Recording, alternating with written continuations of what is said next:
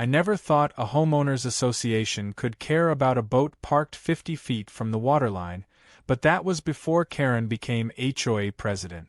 The morning it began, I woke to the sound of tires crunching on gravel and voices echoing near my dock. When I pulled open the blinds, there she was, arms crossed, lips pursed, clipboard in hand, flanked by 2 other board members who looked like they'd rather be anywhere else. My boat, a 22-foot Cobalt I'd spent 5 years restoring, gleamed in the morning light. Karen was circling it like a vulture around roadkill. By the time I made it outside, she'd already started snapping photos. "Good morning, Karen," I said, trying not to laugh. "Early inspection?" She didn't look up. "This watercraft is in violation of HOA Regulation 4B.1. No recreational vehicles are to be stored in driveways or visible areas." I raised an eyebrow. "Karen, that's my dock. You know where boats go." She finally met my eyes. "That dock is community property. Your boat is obstructing access." That was news to me, considering I'd built the dock myself on my own deeded section of lakefront. "You're welcome to check the county map," I said evenly, "but this is on my parcel." She smirked. "We'll see about that." Then she turned, already dialing her phone, muttering something about enforcement procedures. That was the first time I realized Karen wasn't just enforcing rules, she was building a campaign. Over the next few days I started receiving letters. First a notice of violation, then a fine pending adjudication, then a truly absurd notice of impound authorization. According to Karen, the HOA now had the right to repossess property left in noncompliance with community storage standards. I called the HOA's legal counsel, a man named Mr. Halpern whose sigh sounded practiced. "She doesn't have the authority to repossess anything," he said. "But she can make your life miserable." And she did. Next came the daily harassment. A random inspection while I was at work. HOA volunteers measuring the distance between my trailer hitch and the street. Someone left a bright orange property seizure notice, taped to my mailbox like I was a criminal. When I checked my security footage, I caught Karen herself applying it, using one of those cheap magnetic flashlights to illuminate the area like she was part of a CSI team. My wife wanted me to ignore her, but I've never been good at that sort of thing. Instead, I started documenting everything: photos, emails, timestamps, audio clip. I knew Karen wasn't stupid. She was vindictive, sure, but she played the game like someone who'd been waiting her whole life for a badge and a rulebook. Her house was immaculate, her flower beds symmetrical, and she used the HOA as her personal fiefdom to enforce order. I'd heard rumors she'd run for city council twice and lost both times. Power had to come from somewhere, I guess. The following week, things escalated. I got home from work to find my boat missing. The dock was empty, rope ends still dangling in the water. For one long second, I thought maybe it had drifted off, but then I noticed fresh tire marks leading away from my yard. I didn't even bother calling 911. I drove straight to Karen's house. Sure enough, there it was. My Cobalt, parked crookedly across her driveway, still dripping lake water. 2 tow straps were still looped around the hull, and a small rental flatbed trailer sat half on her lawn. Karen came outside holding her phone. "You're trespassing," she announced like a courtroom judge. I pointed at the boat. "You stole my property." Her voice was icy. "We repossessed an illegally moored vessel. It will be released upon payment of all accumulated fines." "You can't be serious." She smiled, a perfect politician's grin. "The HOA board voted this morning. Majority approval." Later I'd learn that majority meant her best friend from across the street, and a man she'd promised a landscaping exemption. But at that moment I was too stunned to reply. I could have called the police right then. I should have. But part of me wanted to see where this went. Karen had crossed a line, and now she'd written herself into my game. So I said nothing. I went home, grabbed a beer, and sat on my dock staring at the empty water. I started making plans. The next morning, I filed a stolen property report anyway, quietly, without warning. The sheriff's deputy who came by looked almost apologetic. "You're not the first person she's messed with," he said. "She once tried to ticket a guy for having a wind chime. We'll handle it." Still, Karen must have gotten wind of it, because by that evening she'd emailed the entire HOA listserv, painting me as a disruptive and non-compliant member who'd verbally harassed board officials. She even claimed my boat was unregistered and unsafe. That was the moment I knew it was war. A friend of mine, Dave, ran a towing service out by the highway. Over a couple of beers that Friday, I told him the story. He laughed so hard he nearly spilled his drink. "Man, you know what would make her blood boil," he said. "If that boat just showed up where she didn't want it." That idea sat in my head all night. The next morning, I was at Dave's shop with a check and a wicked grin. We spent Saturday afternoon loading the boat back onto the trailer. I had every legal right to take it. It was registered to me, title in my name, case filed with the sheriff. By the time we were done, the sun was dipping low over the lake, painting everything gold. Dave handed me the keys to his tow truck. "You sure you want to do this yourself?" "Oh yeah," I said. "I want to look her in the eye." It was just after 7 p.m. when I backed the truck up her cul-de-sac.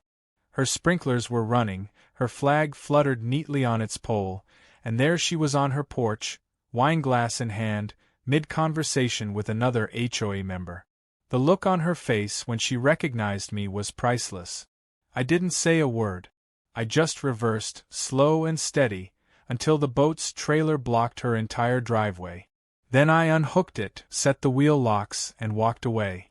Karen sputtered something about law enforcement and property damage, but I just smiled. "You said it's HOA property, right? Consider it a donation." She froze, mouth opening and closing like a fish. I got back in the truck and drove off, my hands steady on the wheel, my heart pounding with satisfaction. By the time she called the sheriff, the deputy from before was already waiting for my call. I could almost hear his amusement through the phone. "Technically," he said, "you just returned community property." And that's when Karen realized she wasn't playing checkers anymore. She was playing chess, and I'd just taken her queen. The next morning, the lakefront felt different, too still, too deliberate, like the calm that follows a detonated firework before anyone dares to speak. I knew Karen wouldn't take the tow stunt lying down. She'd been humiliated, in front of her board, her neighbors, maybe even her husband who rarely showed his face anymore. When I went outside for my usual coffee on the dock, there was a white envelope taped to my mailbox. The HOA seal stared back at me in embossed gold, as if it were from a Supreme Court summons. Inside, a letter dripping with self-righteousness. Immediate hearing for willful destruction of community property, malicious trespass, and endangerment. Signed, naturally, by President Karen Langford. I almost laughed.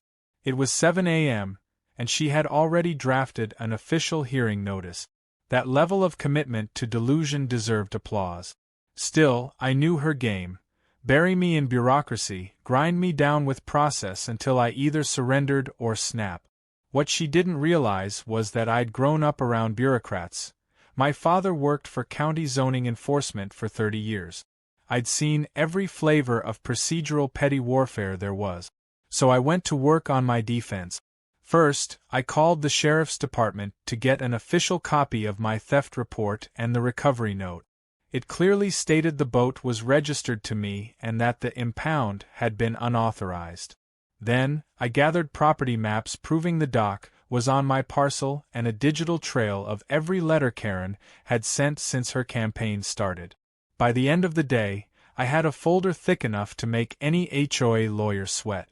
The hearing was set for Thursday evening at the community clubhouse, a beige box of a building that smelled like old carpet and hand sanitizer. When I arrived, Karen was already there, sitting at the head of the folding table like a judge awaiting sentencing. 3 other board members sat beside her, uncomfortable and quiet. One of them, an older man named Leonard, gave me an apologetic nod. He'd lived here longer than any of us, and mostly stayed out of the drama. Karen launched right in. "Mr. Sanders," she began, her voice crisp, "you are charged with the unlawful towing and abandonment of HOA property, creating a safety hazard and public disturbance." I raised my hand slightly. "Correction. You mean my boat." Her nostrils flared. "That vessel was under association custody." "Custody?" I repeated, feigning confusion. "Interesting word. Sheriff's report says otherwise." I slid the folder across the table. Leonard picked it up and began reading. Karen tried to wave him off, but he kept going, mumbling, "Registered owner, formal complaint, unauthorized removal by HOA board." Her jaw tightened. "That's irrelevant. The board authorized impoundment as a compliance measure." "Without due process?" I asked. "Without verifying property lines? Without notifying the owner?" "I'd call that theft." A few people in the small audience, mostly homeowners who came for the free cookies, started whispering. Karen's composure slipped just a bit. "We are a self-governing community. Our bylaws don't override state law," I cut in. "Section 9 to 114, unauthorized property seizure. You might want to Google it before your next hearing." That did it. Her cheeks flushed crimson. "This behavior," she snapped, "is precisely why we have these regulations, to prevent individuals like you from undermining community order." I leaned back in my chair, perfectly calm. "Karen, you're confusing order with control." The silence that followed was delicious. Leonard coughed softly. "Well, I think we've heard enough." I moved to dismiss all pending fines. 2 other board members nodded quickly. Karen stared at them as if they'd just committed treason. "You can't be serious," she hissed. "Majority vote," Leonard said simply. That was the first crack in her armor. She gathered her papers with shaking hands and stormed out without another word. I thought maybe that was it. Maybe she'd sulk for a week and move on to harassing someone about mailbox paint colors. But that's not how control freaks operate. They can't tolerate a loss of narrative. The next escalation came 2 days later. I was working on the boat, polishing the chrome, trying to pretend things were normal, when a man in a reflective vest approached. He introduced himself as a city code enforcement officer and said he'd received a report of unsafe modifications to shoreline property. He pointed at the dock. "Apparently, it's encroaching on the community easement." I nearly laughed out loud. "Let me guess who reported it." He smirked. "A Ms. Langford, yes." It turned out Karen had filed a formal complaint with the city, alleging my dock extended past the permitted length. Technically, it didn't, but it was close enough that she could weaponize the ambiguity. The officer had to file a report. For the first time, I felt something close to real anger. Not the amused kind, the kind that sits in your chest like hot stone. Karen wasn't just being petty anymore, she was trying to sabotage my property value. That night, I started digging. Public records, meeting minutes, city permits, anything with her name on it. And sure enough, I found gold. Her own property had an unapproved retaining wall along the back garden, built too close to the lake. The permit had been denied 3 years earlier, but she'd built it anyway and somehow buried the notice under pending approval. I printed everything, even photos from satellite maps showing the structure. The next morning, I called the same code enforcement officer. "You might want to take another look at a property on Birch Hollow Lane," I said. "Illegal retaining structure, possibly impacting runoff into the lake." He paused. "You sure?" "Oh, I'm very sure." By noon, a city truck was parked in front of Karen's house. From my porch, I watched as she came storming out in her robe, shouting something about harassment. The officer stood firm, clipboard in hand. After 10 minutes, she went back inside, slamming the door so hard the sound echoed across the lake. Later that afternoon, she sent another all-community email, accusing certain residents of conducting a smear campaign. It was so transparent it almost made me pity her. Almost. Over the next week, the neighborhood gossip mill kicked into overdrive. Everyone suddenly had a Karen story. The woman across the street remembered when Karen tried to dictate the height of her bird feeder. A guy 3 doors down said she once measured his trash cans with a tape measure. The legend of Karen Langford, HOA tyrant, was unraveling one whispered anecdote at a time. But she wasn't done yet. Saturday evening, I heard an engine outside. Not just any engine, a tow truck. My stomach dropped. I stepped out onto the driveway just as 2 men in coveralls were hooking chains to my boat trailer. "Excuse me," I called out, walking closer. "Can I help you?" "Yeah," one of them said without looking up. "We've been contracted by the Lakeside HOA to remove this vessel." I smiled grimly. "You got paperwork?" He handed me a folded document, an unsigned removal order on HOA letterhead. It wasn't even notarized. "Mind if I call the sheriff real quick?" I asked, already dialing. Within 15 minutes, the same deputy from before pulled up. When he saw the paperwork, he actually chuckled. "These guys aren't going anywhere," he told the tow crew. "You move that boat, you're stealing it." Karen appeared moments later, stomping down the street in sandals and fury. "Officer, I demand you enforce community property rights." He raised an eyebrow. "Ma'am, this boat's registered to Mr. Sanders. He's the owner." She jabbed a finger at me. "He's a troublemaker. He thinks he's above the rules." The deputy folded his arms. "And you think you're the sheriff? Funny how that works." The tow guys unhooked their chains and drove off, muttering apologies. Karen turned on her heel and marched home, cheeks blazing. That night, I sat on the dock again, listening to crickets and distant laughter from a barbecue across the lake. I knew she'd try something else. She couldn't help it. People like Karen feed on control, and when you take that away, they'll burn the world to get it back. I looked at the boat, perfectly polished under the moonlight, and felt the flicker of an idea forming, something poetic, something that would make every ounce of her obsession turn inward. Not revenge exactly, but correction. And for that, I'd need one last thing from my friend Dave and his tow truck. By Monday morning, Karen had shifted from rage to strategy. That's how control freaks survive defeat. They reorganize, reframe, and retaliate with paperwork. When I opened my email, there it was. Notice of community mediation.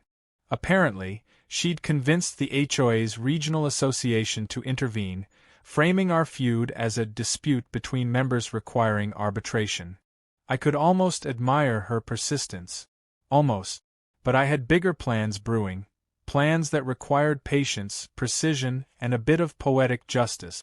I wasn't interested in another shouting match. I wanted something that would make Karen realize that the power she wielded so confidently could turn against her with the slightest nudge. The key was understanding her weakness. Karen's entire sense of authority came from perception. She didn't need to be right, she just needed people to believe she was. Every rule she enforced, every complaint she filed, every smug, per HOA regulation, email, it all built the illusion that she was untouchable.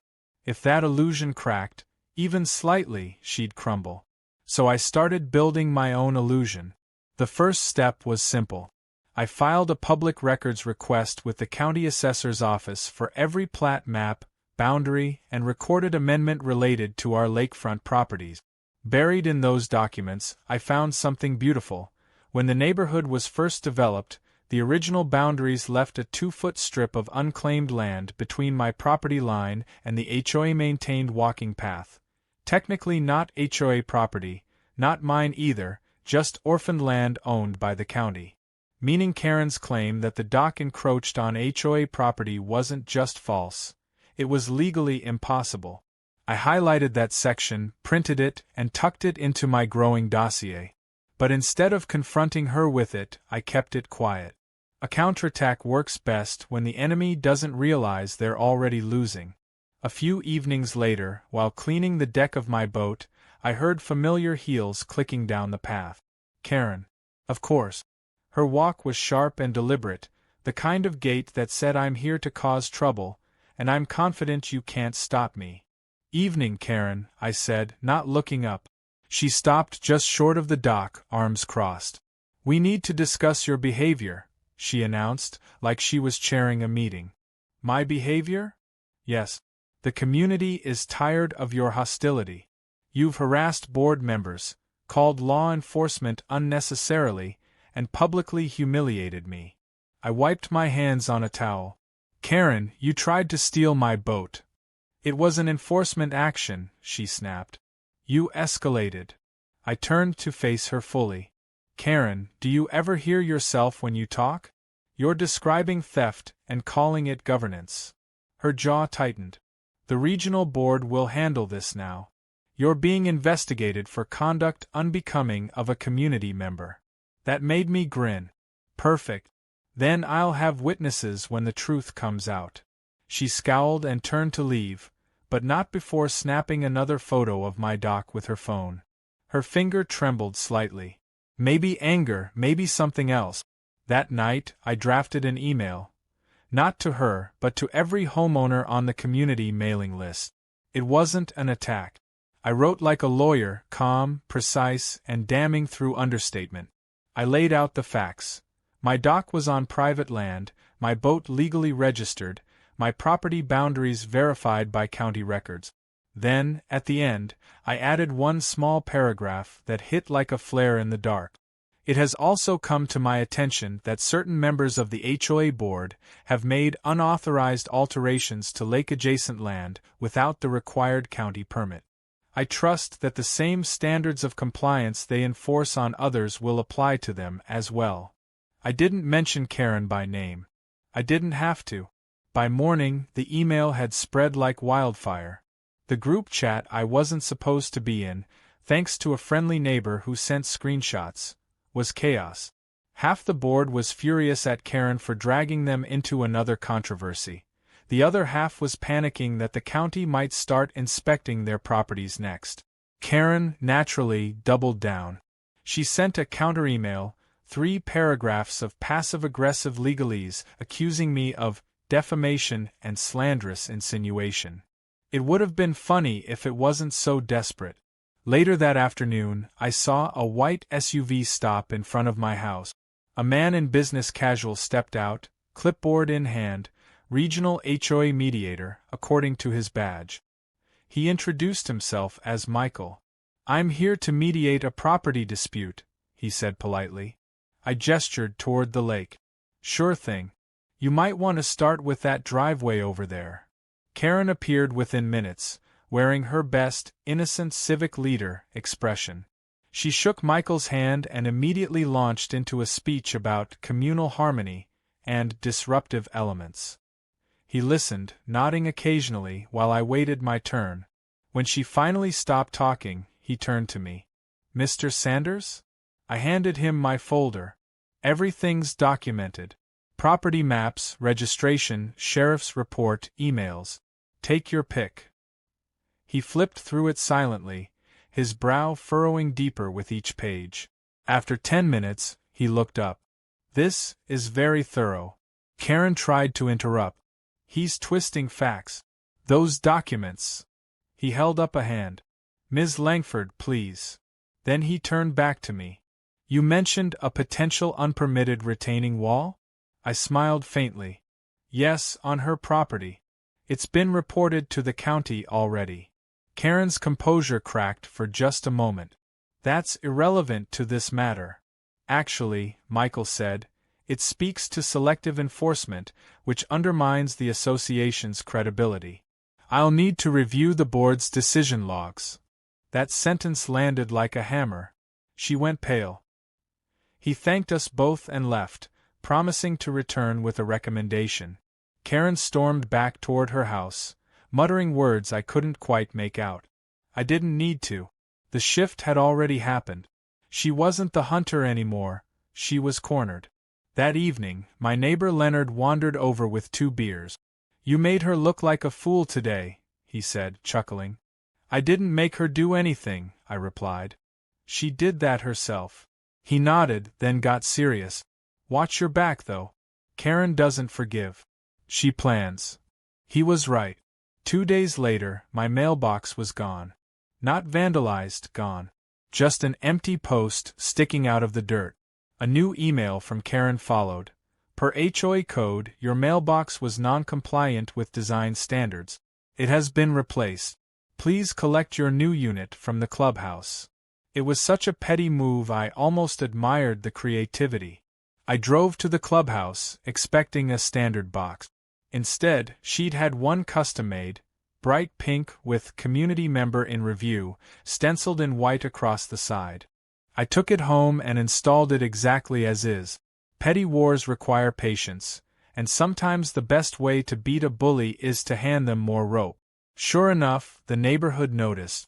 Photos circulated, jokes flew. Someone even made a meme of it on Nextdoor. Karen's scarlet mailbox of shame.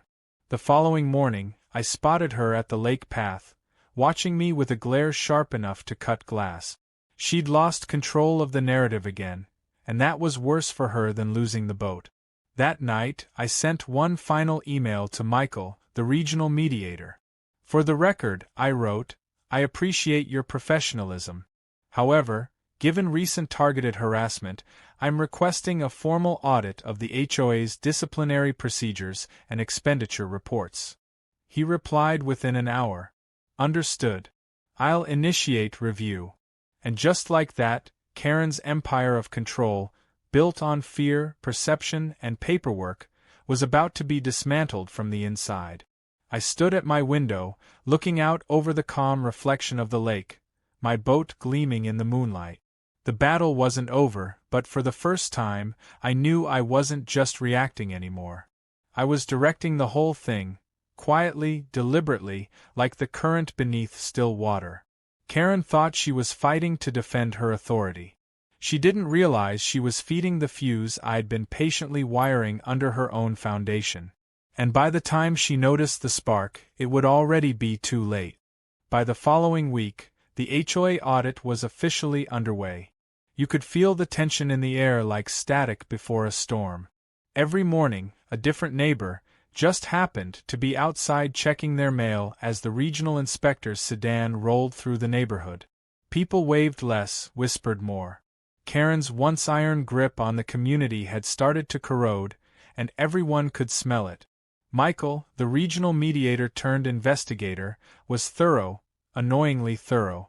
He requested board meeting transcripts, financial statements, expenditure approvals, and complaint logs going back 2 years. I knew what he'd find, but I didn't expect it to happen so quickly. By Wednesday, the first cracks showed.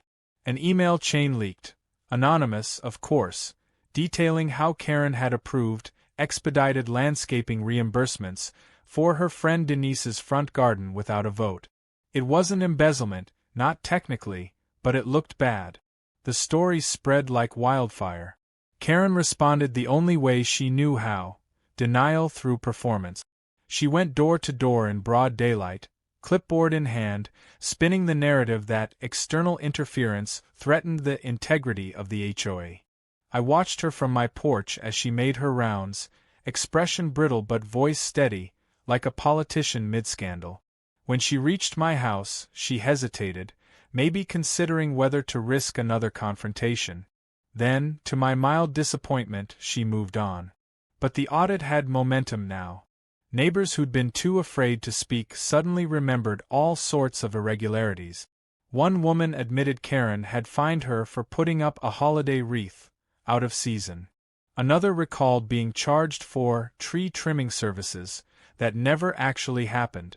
The picture forming wasn't just of an overzealous president, it was of someone who treated the HOA like her personal kingdom. That Thursday evening, the board called an emergency meeting. I attended, naturally. The clubhouse was packed, more people than I'd ever seen there.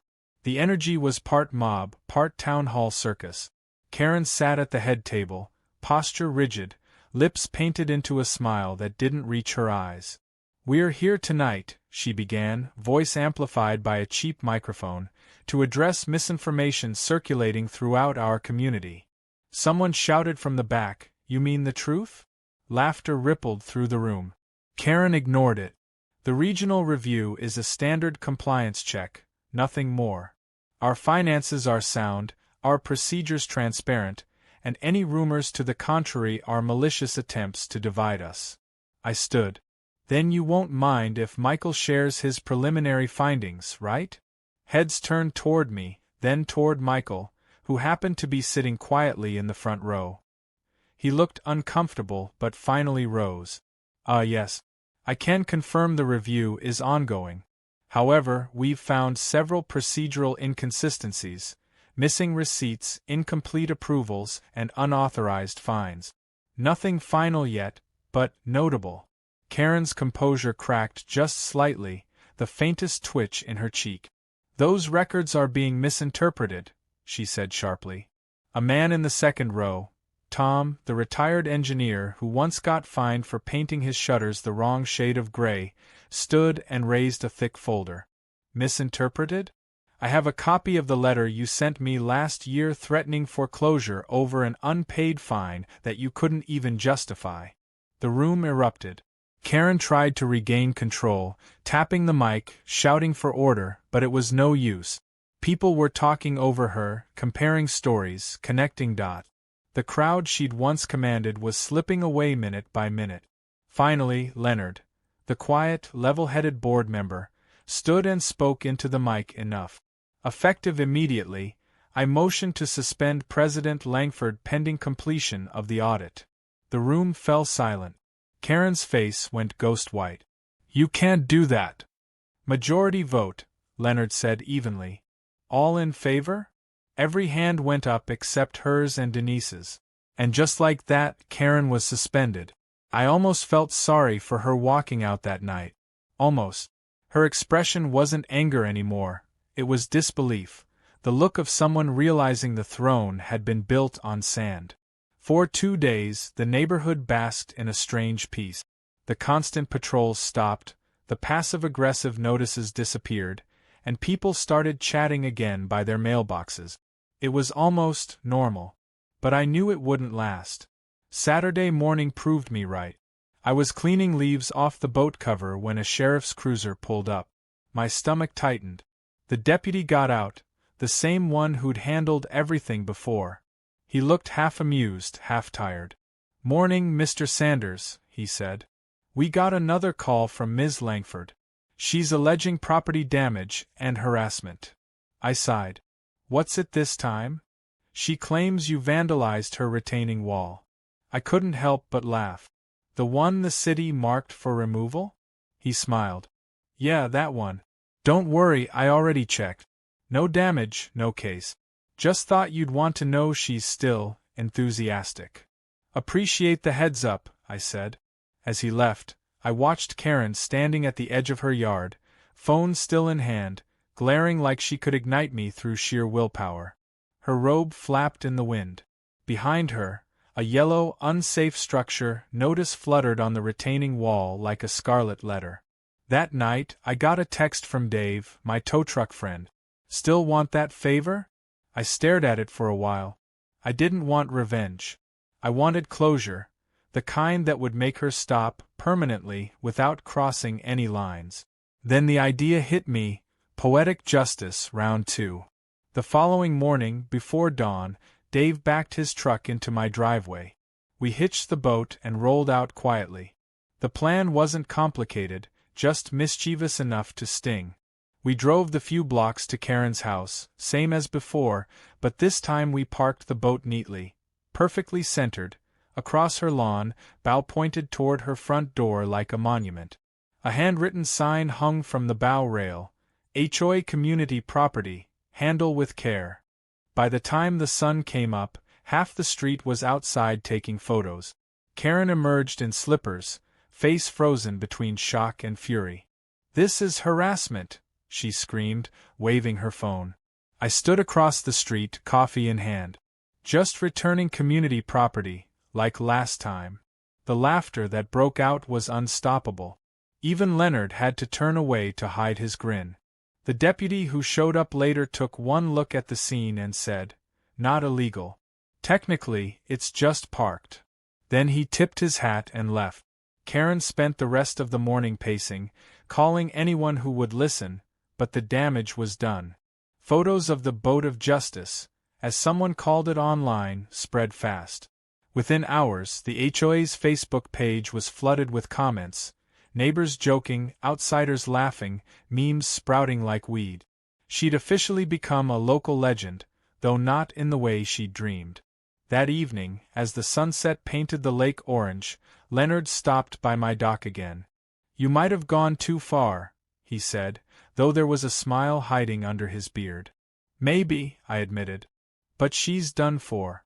The audit will finish her off." He nodded. "Just make sure she doesn't take you down with her."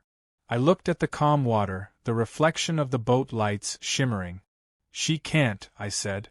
"She already lost the one thing she can't get back." "What's that?" "Credibility." A week later, the audit concluded.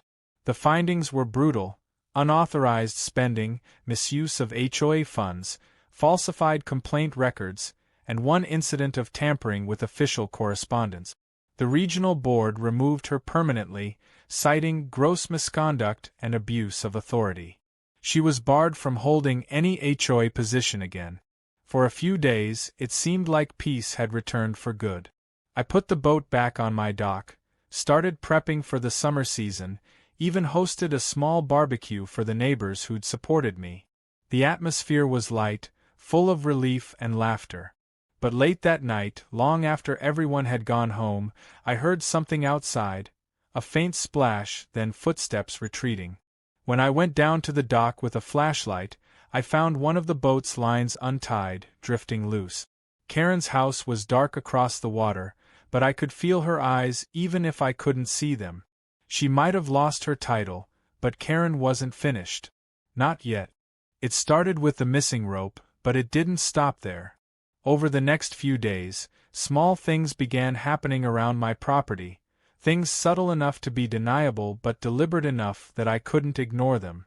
A set of tire tracks appeared on my lawn one morning, cutting through the wet grass in a perfect semicircle. A few days later, I found my trash cans knocked over, lids scattered halfway down the street. My motion lights flickered at odd hours, as if someone was testing their range. I didn't need proof to know who was behind it. Karen had gone quiet since her removal, and silence was never her natural state. When she wasn't visible, it meant she was plotting. One night, around midnight, I heard the faint sound of an engine idling near the lake. I looked out from my upstairs window and caught a glimpse of a small aluminum fishing boat moving slowly across the water. No lights, no sound but the whisper of its motor.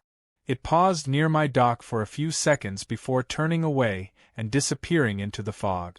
The next morning, the boat cover was slashed clean down the middle.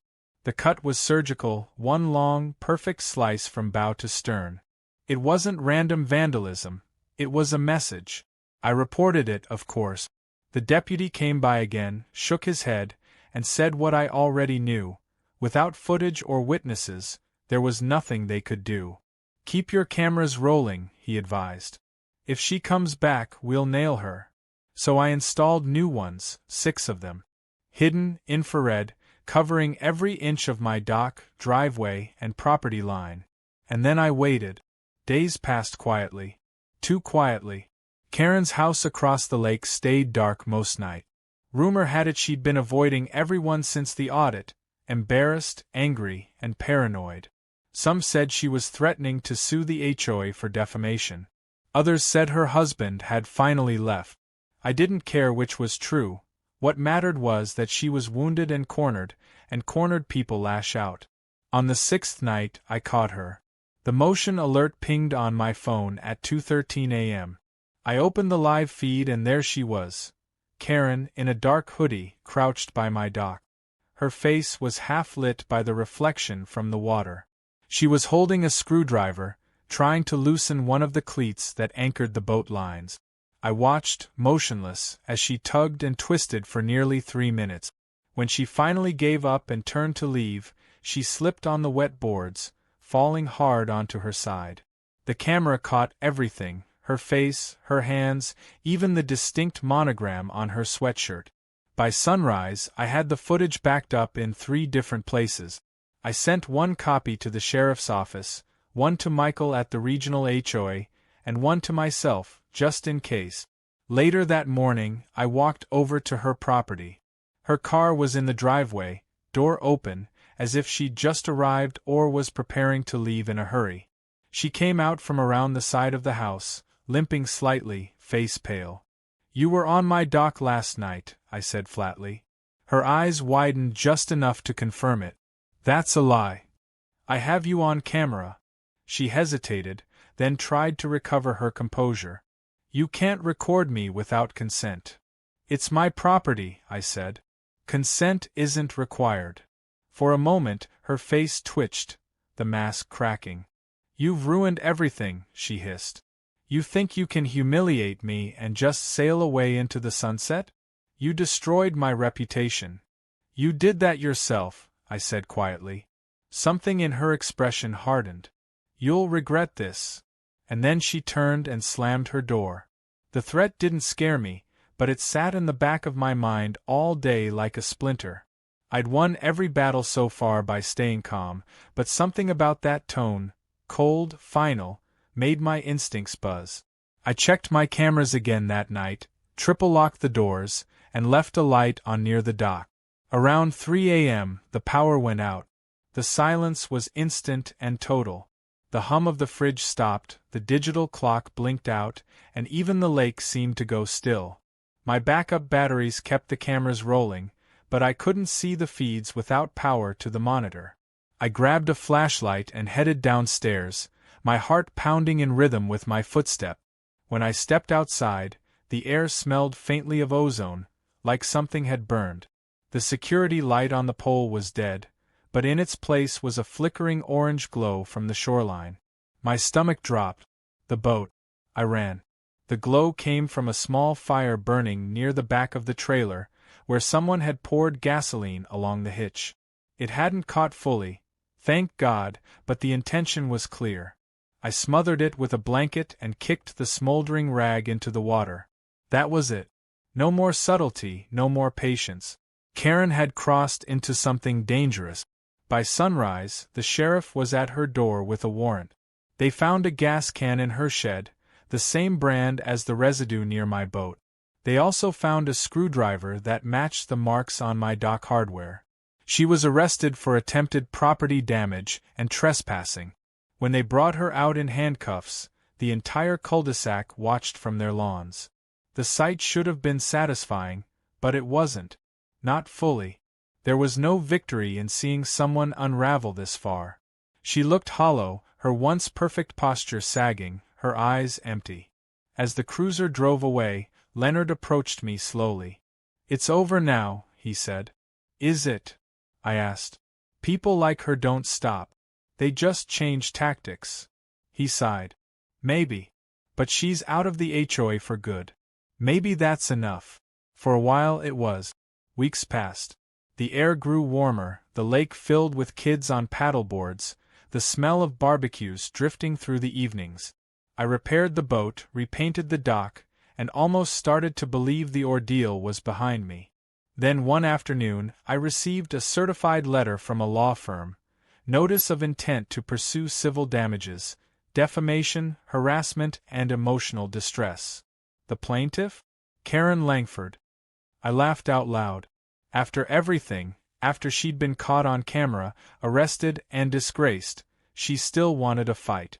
But as I read the letter more carefully, my laughter faded. The case wasn't about money. It was about leverage. She was claiming I'd initiated a targeted campaign of public humiliation that cost her employment and standing. It was absurd. But it meant court dates, filings, and headache. And worse, it meant she'd found a way to stay in my life a little longer. That evening, as the sun set over the lake, I sat on the dock, staring at the ripples. I wasn't angry anymore, just tired. Karen had infected the peace of this place, turning what was once my sanctuary into a chessboard. Then my phone buzzed. It was a text from Michael, the mediator. "You might want to see the news tonight. Channel 9. I turned on the TV just in time to catch the tail end of the report.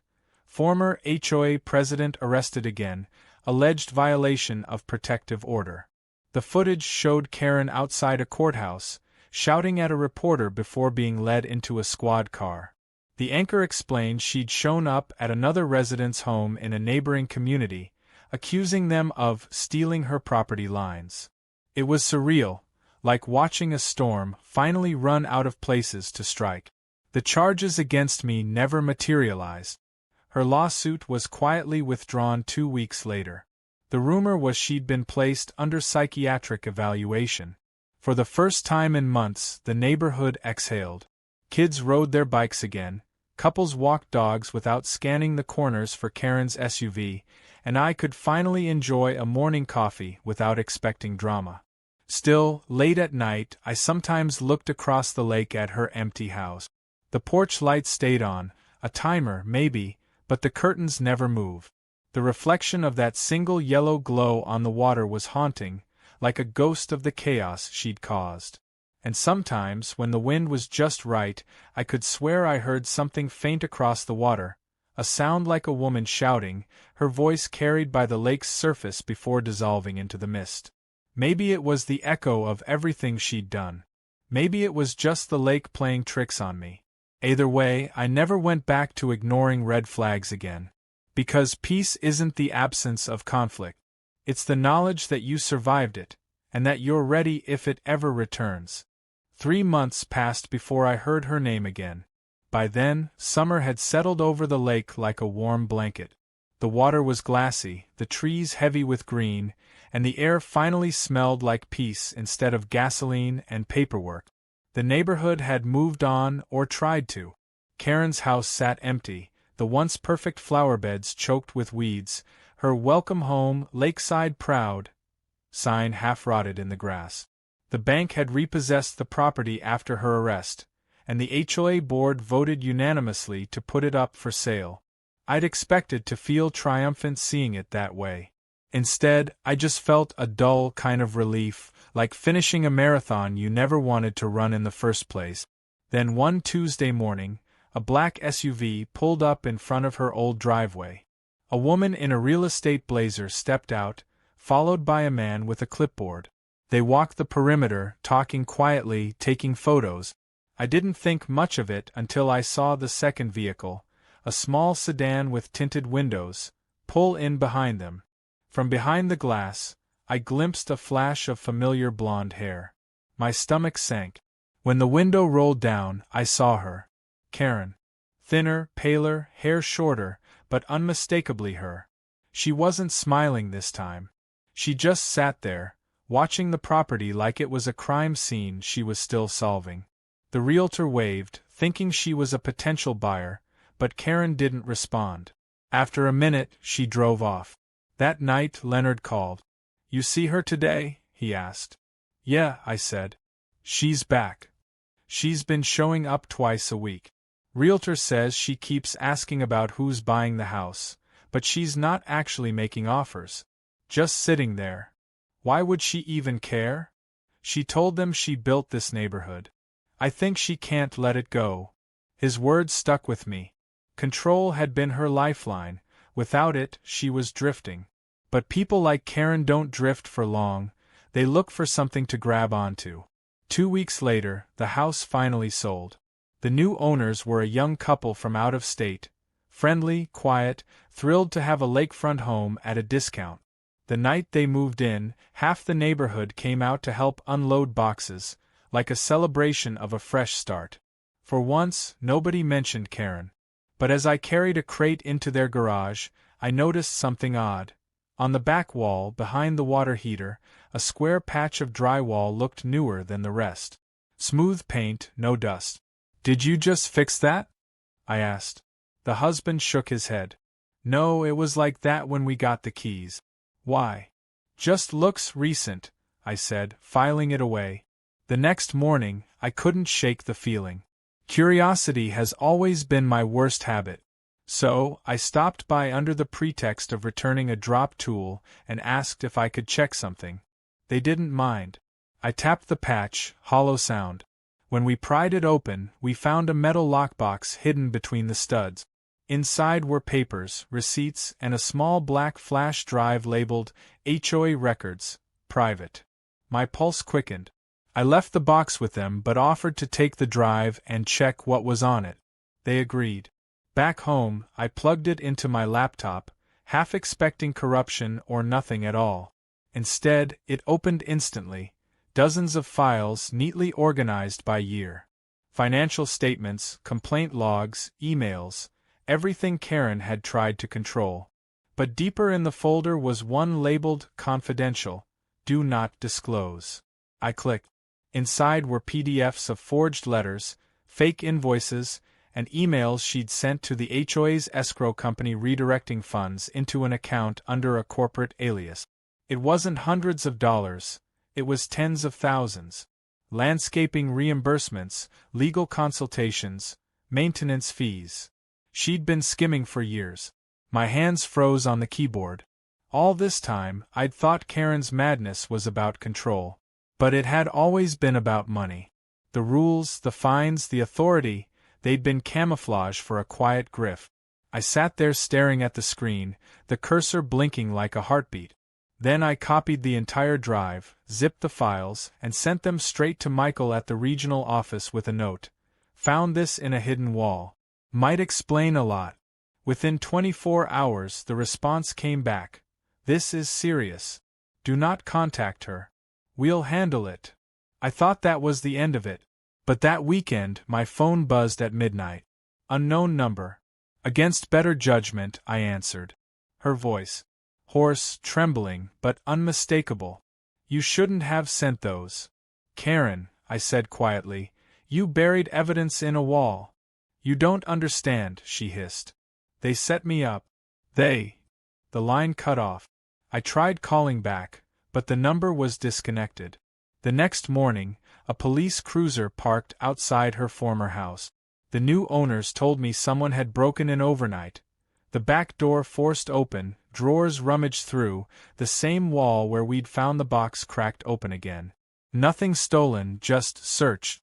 When I checked my security footage, I caught her car passing my driveway at 2:41 a.m. That afternoon, detectives came by for statements. Apparently, the regional office had turned over my email to law enforcement, and the fraud unit was opening a full investigation. The officer asked if I knew where she was. I didn't. But that night, I did. As I stood on the dock, looking across the still water, a single porch light flicked on in the distance. Karen's old house. No one lived there anymore, but the light glowed faintly through the curtains, soft and eerie. Then, through the window, I saw a shadow move, a silhouette pacing slowly, back and forth. I called the police. They arrived 10 minutes later, searched the house, and found it empty. The light had been set on a timer. No signs of forced entry this time. Still, I couldn't shake the unease. The next day, news broke that Karen had fled town. A warrant was issued for financial fraud, obstruction, and tampering with evidence. Someone spotted her car abandoned outside a rest stop 2 counties over, keys still inside. Beyond that, nothing. She'd vanished. Weeks passed with no word. The neighborhood eventually relaxed again, though the story became local gossip fodder. The HOA queen who stole her own empire. People laughed about it now, but I couldn't. Because I knew something they didn't. Karen didn't run because she was scared of jail. She ran because she'd rather disappear than lose control completely. Summer turned to fall. The trees flamed red, the lake turned cold, and life slowly regained rhythm. One evening, as I was putting the boat into storage, I found something tucked under the tarp, a folded envelope sealed with tape. My name on the front. Inside, a handwritten note. You think you won. But this lake remembers everything. Every lie, every secret. Watch the water. No signature. No handwriting I could confirm, but I didn't need to. I stared at the letter for a long time, the wind rippling the surface of the water behind me.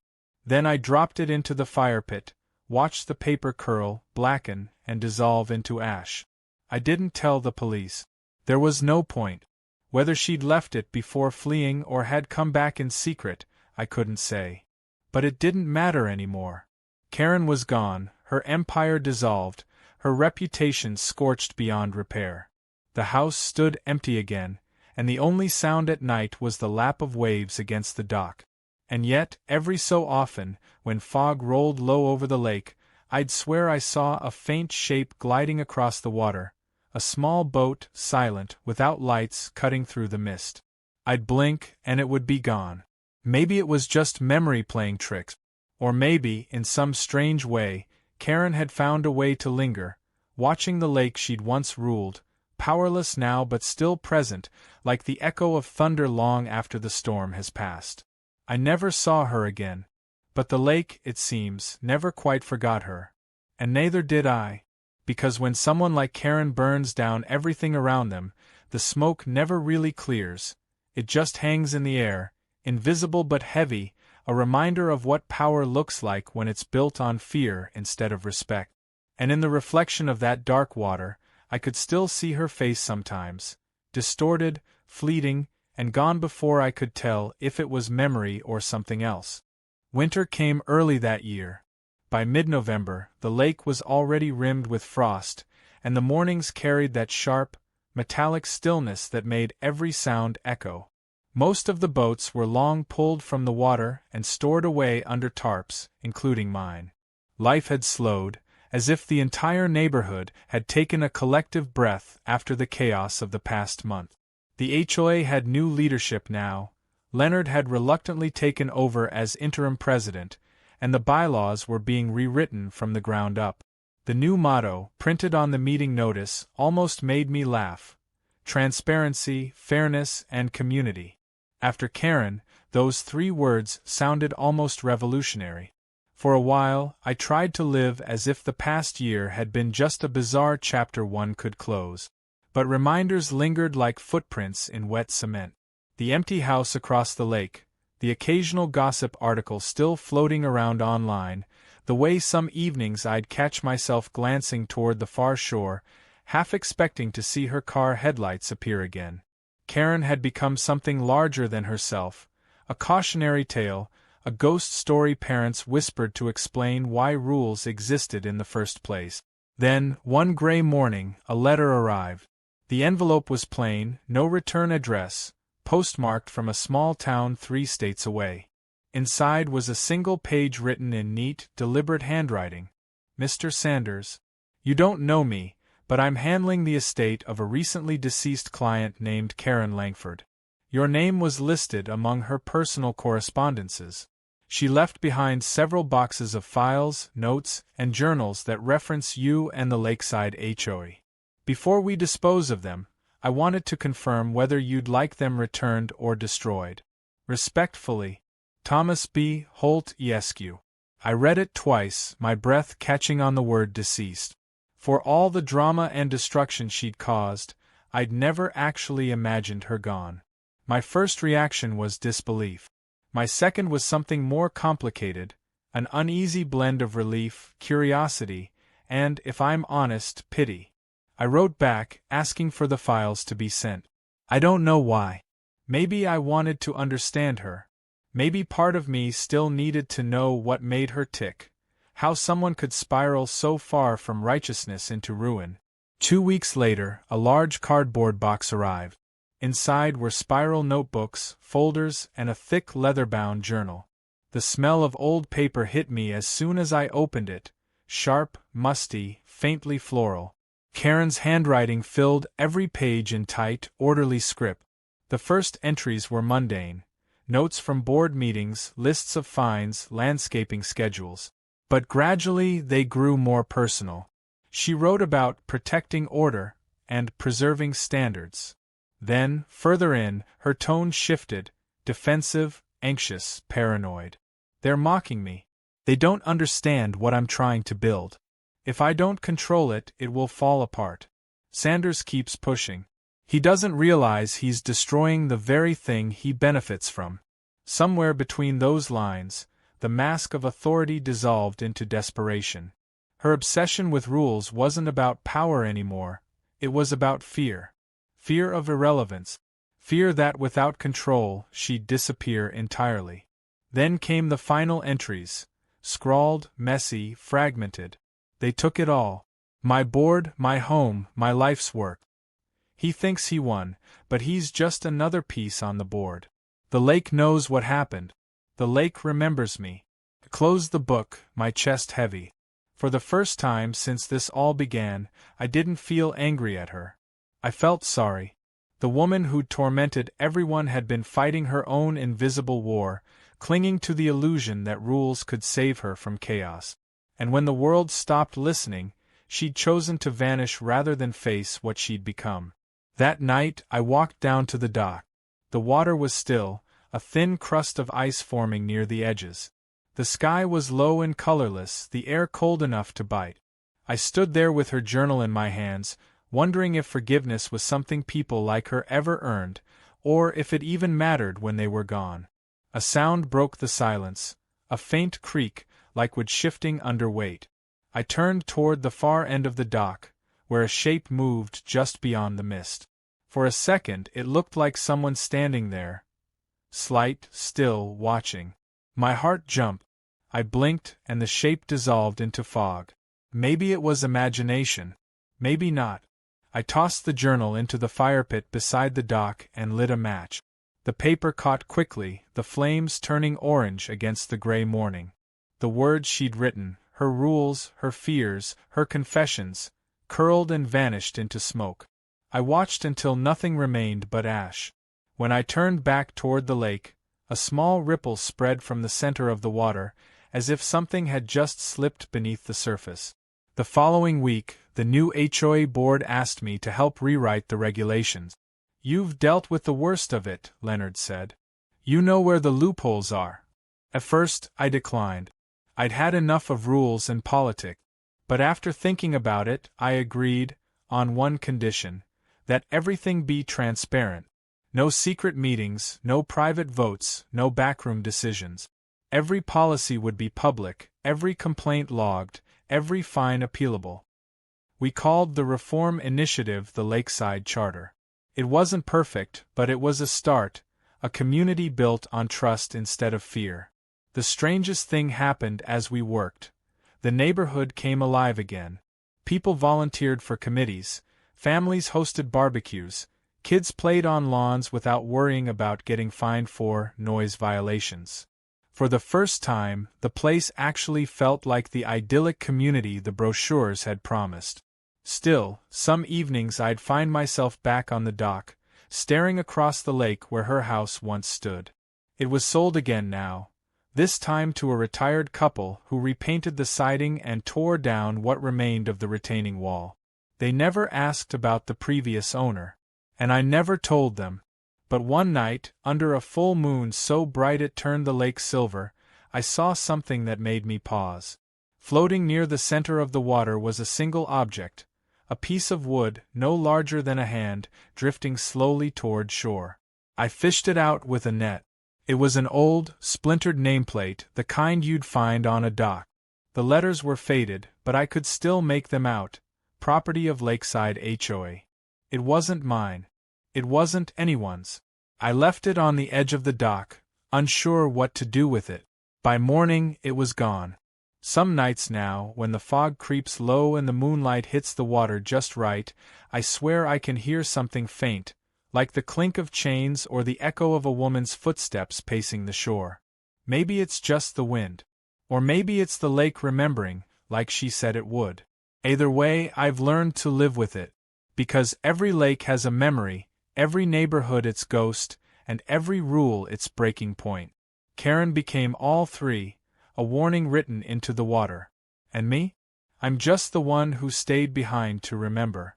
Sometimes I think about her last line in that letter. The lake remembers everything. Maybe she was right. Maybe the lake does remember. But if it does, it remembers something else too. How people can rebuild after the storm, how order can grow from chaos, and how even the worst of battles can leave behind something cleaner once the noise fades. These days, when the sun rises and turns the frost to mist, I sit on my dock with a cup of coffee, listening to the quiet. The water laps gently against the posts, steady and calm, like it's finally at peace. Maybe we both are.